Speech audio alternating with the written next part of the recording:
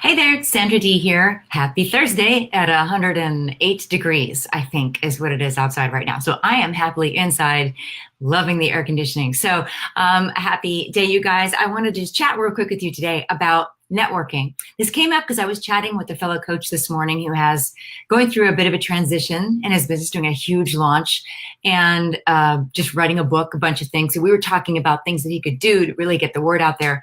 And he had mentioned that he got burned out on networking. Sound familiar?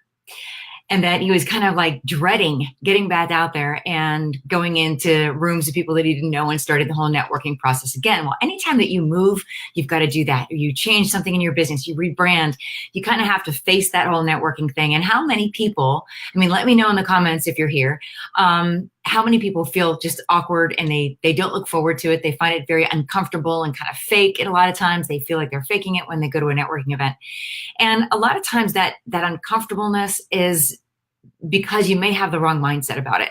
And the feeling of being in the wrong networking group can be a really overwhelming one. It's a sense, oh, and you know what, you guys, I realized I launched this on the group. So I can see somebody saying hello. I won't be able to see who it is until afterwards, which is awful because I want to answer questions. And I just went ahead and jumped in and did it in the Facebook group. So I can see comments, but I can't see who it is. So hello. I will comment and reply to you as soon as I sign off. I'm not going to be on here for very long, but do ask questions and give comments while we're here because I'd love to know if any of this rings a bell with you. So that sense of just being burned out of networking, wasting your time. I've done that. I've driven for, especially in LA where everything's in traffic, driven for an hour, got there, felt like I wasted my time, walked away with a bunch of these, right? A gazillion business cards. Like some of these places make you hand out your business card to everybody there. I don't like those places. Those are not my places because I don't want everybody having my business card. That's one of the reasons that probably like you, I get so many emails from people that automatically put me on their list. This is a very bad thing to do, by the way. Please don't ever do that. I don't want to be on anybody's list unless I want to be on somebody's list. And I will then give them my card and say, put me on your list.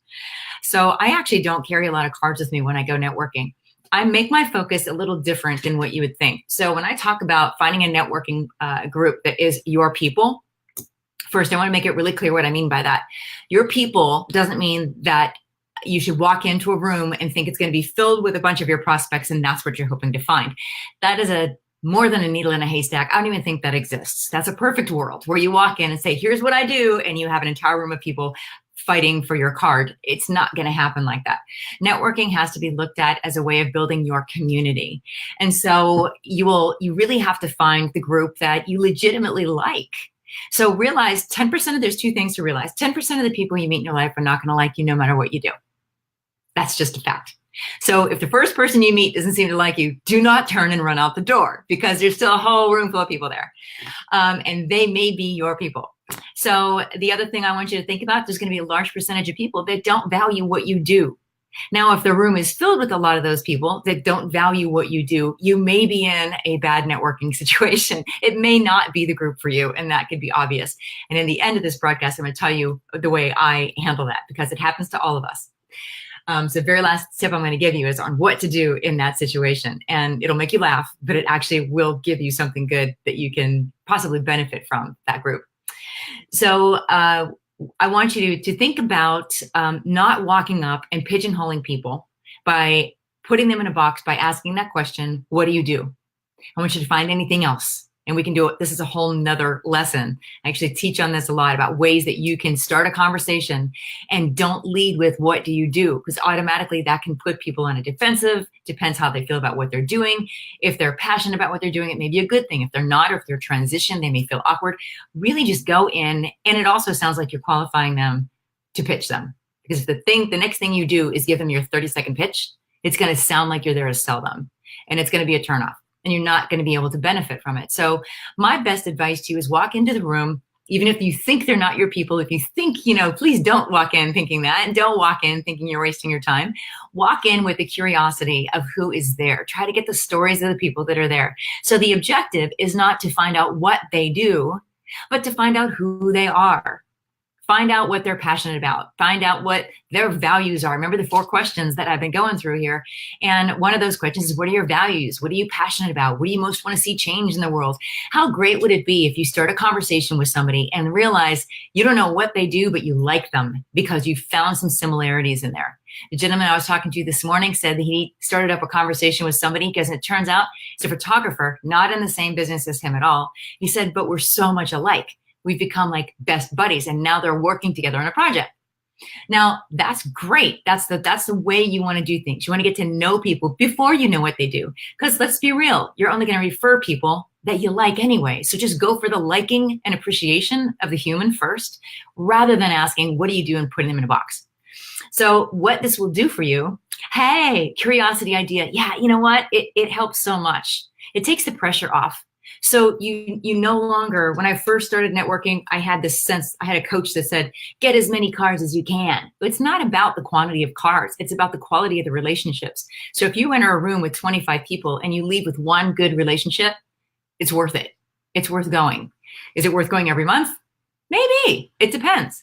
But the objective here is what this is going to do for you is going to be able to bring you, the people in the room are going to magnetize to you. They're going to be the people, if you are very clear about your values, your mission, what you're passionate about, and you start conversations with other people out of curiosity to learn those things about them, you're automatically going to know who in the room you want to sit next to, because you want to have a good time while you're there, right? You're spending your valuable time maybe at a luncheon.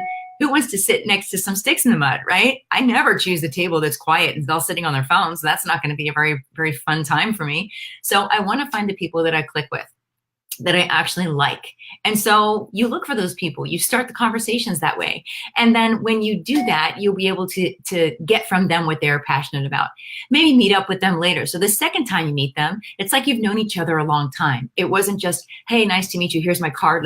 Let's get on the phone, or let's do a Zoom chat. And I mean, I still do some of that, but I try to have a more intense conversation, I don't want to say more direct as in sales, but a more direct, hey, I really want to know what you're all about kind of conversation. Because even if I can't help them in what I do, I may really know somebody that can, and I will want to refer them if I know them better than just somebody that gave me their card. So the objective is to get to the bottom level before you ask what they do, because that bottom level is really what people are all about.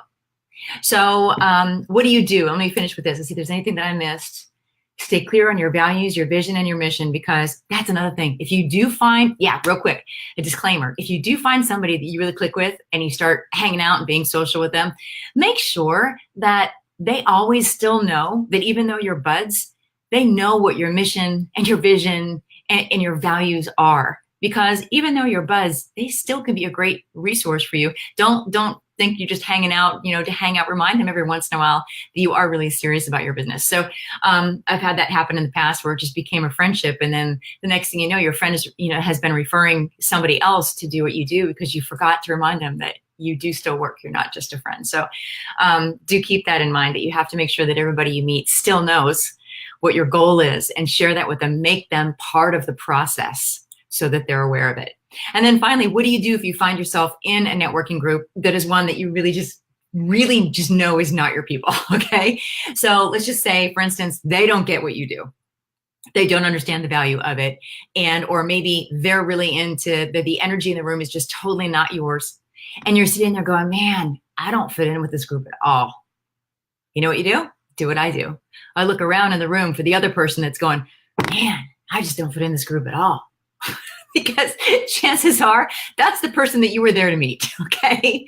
So even though it may not seem like your group, there is going to be somebody, 1 or 2 people in there that may feel the exact same way. Neither one of you may come back to the group, but you may actually get a really good acquaintance or friendship or relationship going with that person, because you have found each other, and in a way you can pal around during that event together and then get to know each other a little bit more. So there's always hope. Even if you do find yourself in a group that just is not your vibe, you can get some good stuff out of it. And that is literally what I do. Instead of just walking out, I pause, I look around the room for somebody that is looking in body language like I'm feeling. And then I go over to them and just hit up a conversation. So just a different way of looking at networking, you guys. I hope that helped a little bit. Please leave me some comments if any of this actually rings a bell for you. And I am going to reply to the comments when I hop off. I'll be able to see who is actually here. So thank you so much. If you're watching this later, thank you. If any of this is valuable to you and you want to share it, please do. I think it'd be great to have people networking at a deeper, more friendly level. So encourage, and invite them to the group, to the Charismatic Cowgirl Facebook. Hello, Charismatic Cowgirl Facebook group. I've been talking all day. Can you tell? All right, you guys, happy Thursday, and I will see you soon.